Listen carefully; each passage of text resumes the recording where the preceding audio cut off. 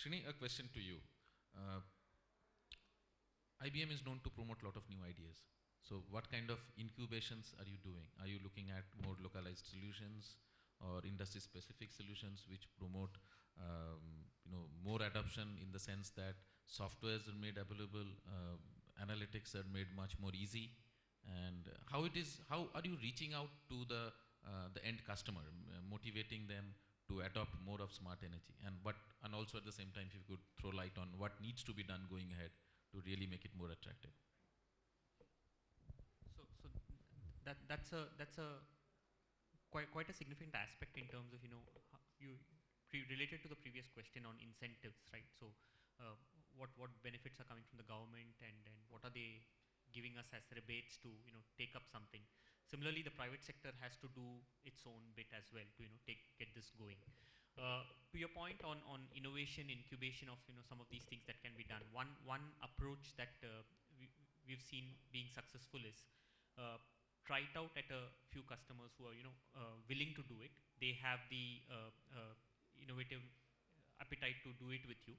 Try it out at a few places. If the solution works, take it to the places where customers are not ready, but now having seen a real example, they're willing to do it at a but don't just take it as a solution, sell it, and tell him that go and do it by yourself. That's not the way.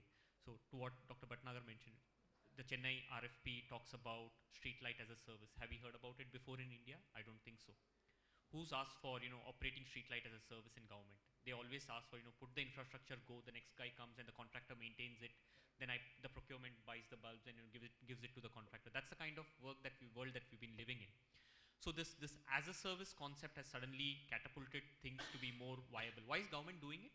Because probably it's more viable end of the day for them also to run that in the real sense. Yeah? The net cost incurred to run street lights comes much lower if you give it to somebody to run it as a service. If four providers come together and offer it to you as a bundled service with a promise of business for 3 to 5 years, I think it brings down the cost of delivery much higher. So that's exactly the way we are approaching some of these solutions. The earlier solution that I referred to in the IoT space, the building analytics, energy management, as well as the asset management, we are delivering it both as a service. So a customer need not buy the solution, buy the license, implement it, and then give me a maintenance contract for it. No, the customer subscribes to it, I integrate him with me, and then I run it for him. The analytics is done by me and plowed back to his facilities team. So suddenly he does not have to hold the whole thing onto himself. What he sees is IBM committing an outcome, and that makes things work better for him, right? He does not incur a huge upfront capital cost.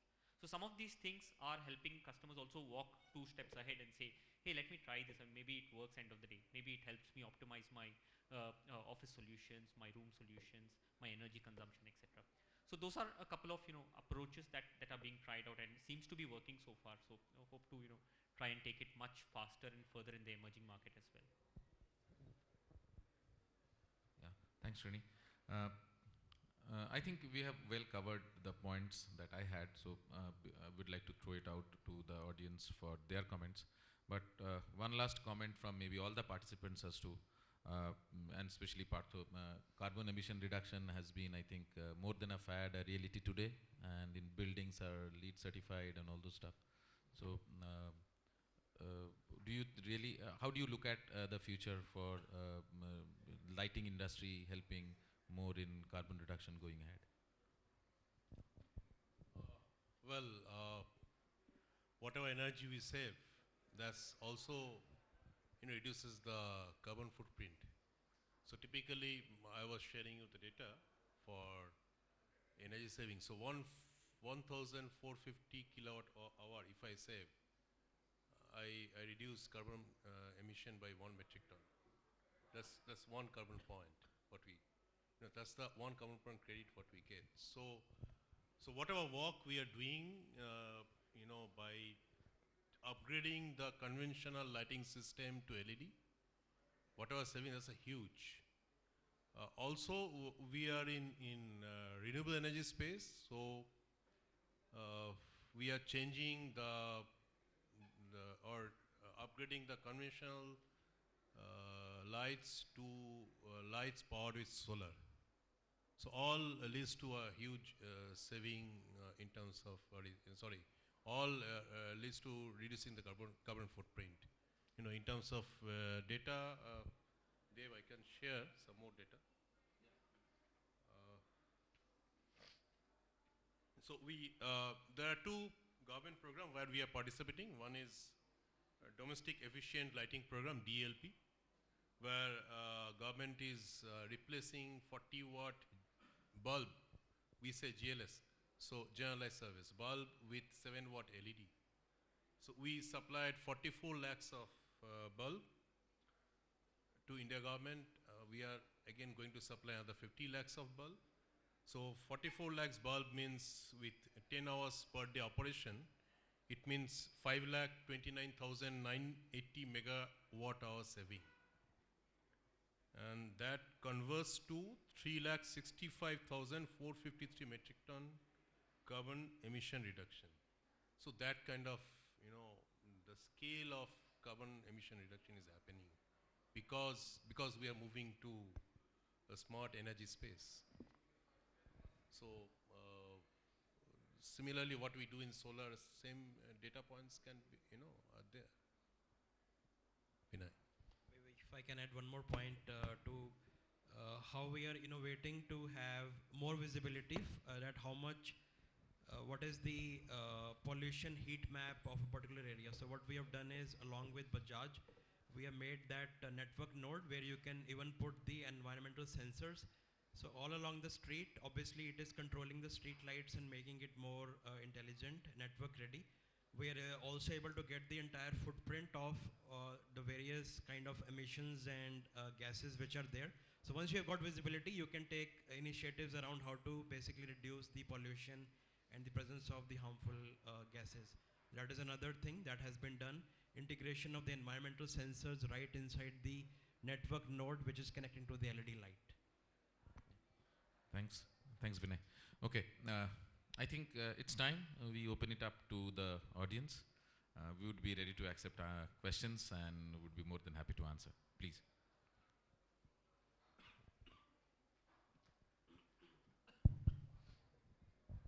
Hi, Ravi Gulati, Nokia. Little forward-looking question, since most of the questions have been asked by you, Dev. We have seen in telecom how India leapfrogged the gap in the technology, and by virtue of faster incorporating the mobility services, clearly covered all mobility penetration deficit or connectivity deficit in the country. While this was expected out of power sector also, it has gone through its ups and downs, and I mean the basic power manufacturing hasn't really taken off the way it was expected in the country due to whatever reasons.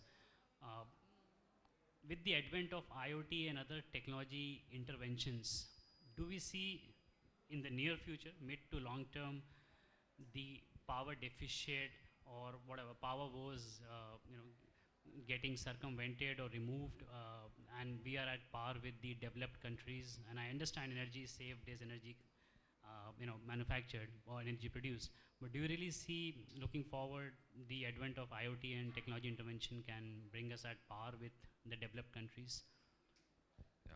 And I know Dr. Rishi writes few books on some of these things. So getting at par with developed countries, I don't know how fast we'll be able to do that, because in Indian scenario, we needs a lot of political motivation and political wish to really achieve that.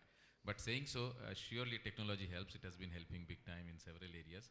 So, Dr. Bhatnagar would like to comment as to how it really going to help us in future. Vinay, yeah, you want to go ahead? So Sure. at least in the area of which I am aware of on the smart metering, the automated metering infrastructure. So recently there has been allocation of fund as part of the IPDS scheme, India Power Development Scheme, as well as there is an allocation of fund by the Smart Grid Forum, which means there is a clear-cut mandate of the government where they want to implement smart metering all across in all the cities, because it is a direct revenue earner and saver for them. So that is what will help them achieve the saving not only of the electricity but also of the money which they right now they are losing. So that is the highest priority for them. And also recently the BIS came out with the standardization specs for the smart meter, which is a great move ahead because it gives everyone a level playing field, because earlier there was no standardization of how the smart meter should be designed, but now it has been done.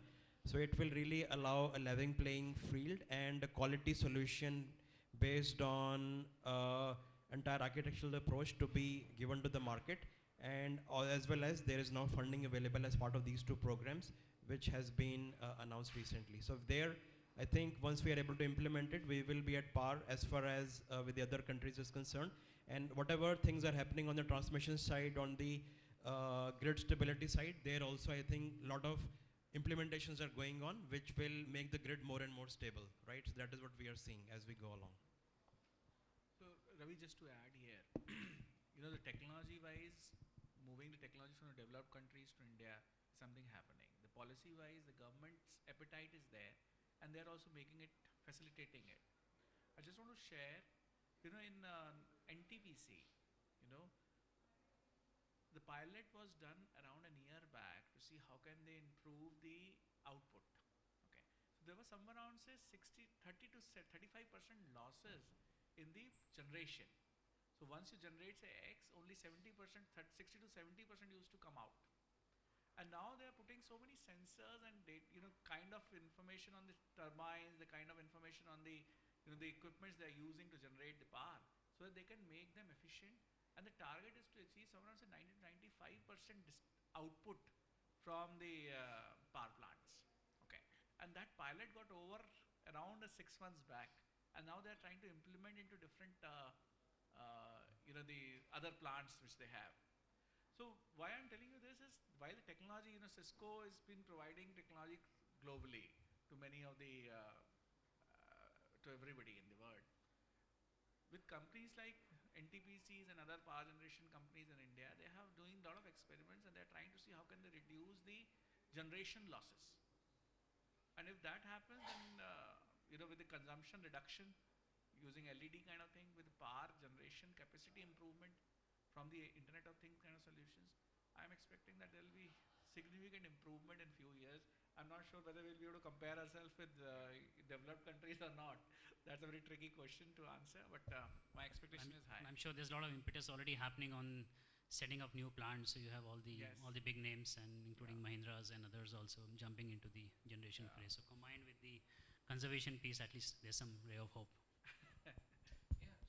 Today, if you look at power distribution companies, they are setting up these smart meters for these public lightings, right? And there are specified timings when these lights go off and they come on in the evening. And I was told by one of the consultants in one of these private power companies was that they monitor the load in each of the meters regularly. If there is an unauthorized tapping of those lines, they shut down that circuit for half an hour and then start it again. And if this high load, unusual high load continues for the next 2 cycles, they send a person to really go and check what's happening over there. And if light is taken out of a circuit for half an hour and if your house is not, light is not working, the whole neighborhood stands up and says that yes, there is illegal tapping of power. So it's public involvement is also happening indirectly to stop what this kind of pilferages. So that's also helping a lot in reducing transmission and distribution losses as we know of it. Anybody else has a question for us?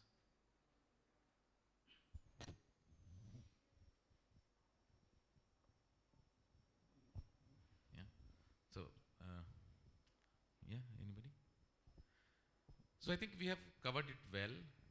We talked of the challenges. We talked of the good things that are happening. It's very important to go home with the good things that are happening, remembering them.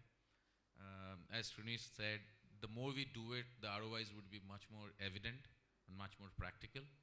In the house front, adoption of smart lighting, LEDs, smart meters, that Vinay said, substation getting more and more intelligent because of government initiatives, and private companies are anyway doing it, private power producers are anyway doing it. So it's really giving the fillip to us. It's for us now to really understand the pros and cons of this one. And I'm sure going ahead in future, we're going to look at a much brighter future for ourselves.